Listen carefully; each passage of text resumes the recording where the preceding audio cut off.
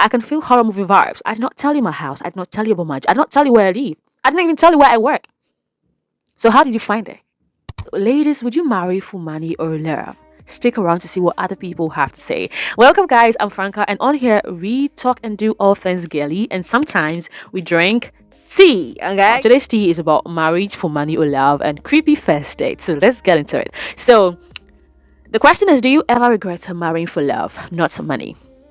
I am in my late 20s, female, happily married, okay? Happily married to a guy of a similar age. Happily married in the sense that we got on really well. He makes me laugh daily. Aww. He's supportive and considerate, takes care of me, good listener. I'm physically attracted to him. Think he is too. Many good qualities. Then what else? What could be the problem? Let's get into this gist. However, I was brought up around wealth, okay? Come from money, and a lot of my childhood friends married much older men with millions in the bank. Now I see where this is going. My brother, you are not safe. The brother in question is not safe. Okay. My husband has a decent job but still has to count money. For example, we go on holiday in June, not August, because it's cheap. The mates that are married for money don't consider prices or month. They want sun now, so they get sun now, whatever it costs. Why do I feel like this lady is comparing her marriage to other people? Like you said, the guy makes you happy, right? Let's continue. They want that Chanel jacket, so they buy that Chanel jacket. My husband might say, we've already eaten out this weekend. Maybe for the purposes of not overspending, let's not eat out again. Okay? Same with kids and upbringing. My children will only go to private school if their grandparent, that's my parents, offer to pay. I have no real leverage over it. The friends that married for money can say to their partners, hey, I want Freddie to be in this school, and that's that. They are the legal wife, mother of his child. They can demand that sort of thing.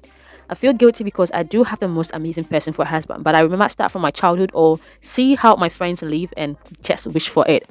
Or is it the case of grass is always greener? Come on, sweetheart. Come on, sweetheart. Come on, sweetheart. The grass is never always greener. Why do I feel like you shouldn't go marry for love if you know money is your thing? All right, and it's one thing to marry for love where the man is lazy, and one thing to marry a diligent man for love. If you marry a diligent man for love, this person is always going to make sure that you are happy. They're going to make sure that they always put food on the table, they clothe you, they shelter you. All right, they put you in a shelter. They're going to make sure you're comfortable, even if they don't have the money. They are diligent. And then there's one thing that the other ones are lazy, and because you love them, you are with them, my dear. Please, this is an issue of comparison. Comparison steals the joy you have. You see, the moment you start comparing your spouse to other people, you see him and all the good things that he has to offer you now becomes trash. Anyways, let's look at what other people are saying. What is going on in the comment section? Comment number 1. He deserves better than you. I don't think he deserves better. This is just a lady who's confused about what it means to actually be happy and what it means to have money. Who told you that the people who have married for money are happy? But it's good to always go for the money, but make sure there's love there, okay? If you have love, you can make money.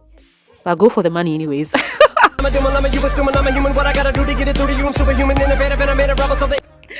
is not a double standard. Love can make money. Money can make love. Just make sure that wherever you are, the two are coexisting. I don't see any problem. You know you were raised in money. Just go marry somebody who matches your taste. Don't go and stress somebody's son who is trying hard to make sure that you have a place to live. I said it. Comparison is a thief of joy.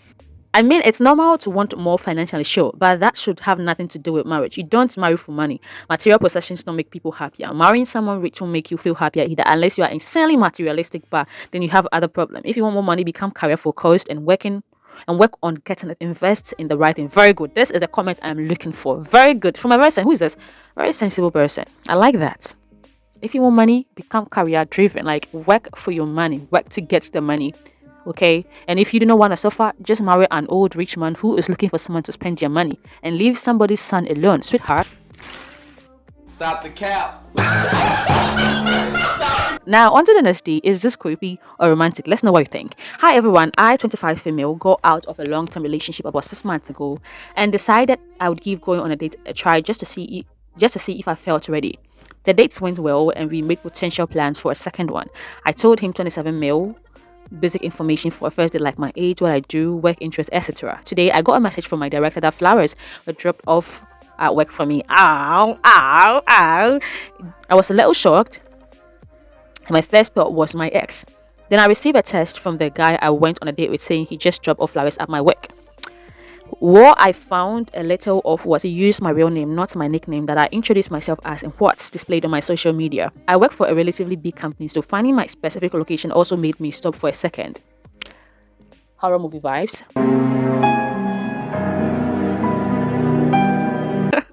I can feel horror movie vibes. I did not tell you my house. I did not tell you about my. I did not tell you where I live. I didn't even tell you where I work.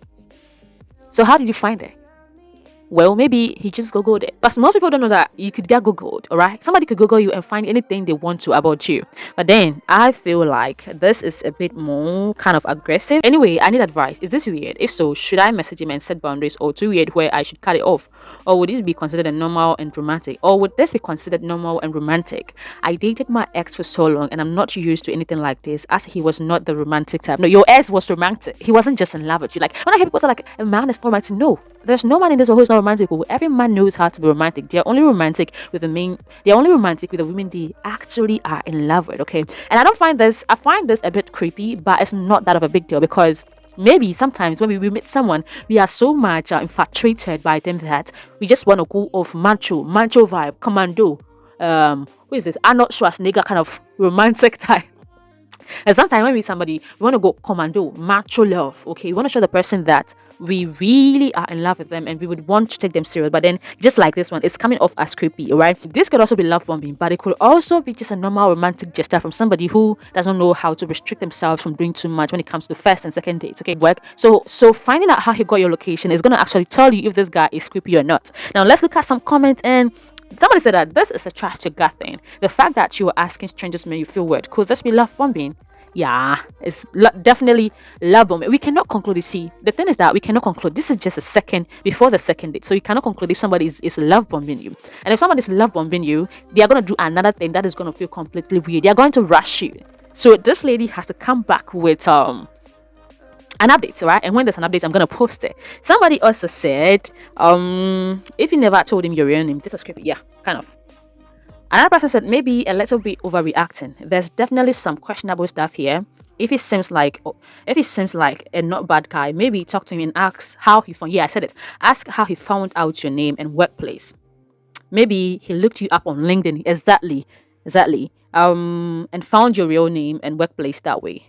Anyways, my thoughts on this are too. This could be a creepy stalker, and this could also be a very good guy who just don't know how to set boundaries himself when it comes to ladies that he's infatuated by. So talk to the guy and see what's up. Okay, guys, thanks for drinking tea with me today. I don't know, I let the tea get cold.